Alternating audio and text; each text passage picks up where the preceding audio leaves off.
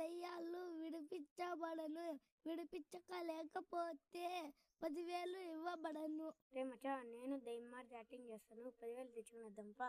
ఓం భీం ఫట్, ఓం భీం ఫట్, ఓం భీం ఫట్ స్వాహ.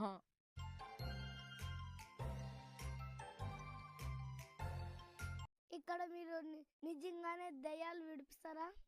అవును, విడిపిస్తాము. అయితే మా వానికి విడిపించండి స్వామి. ఓం భీం ఫట్ స్వాహ.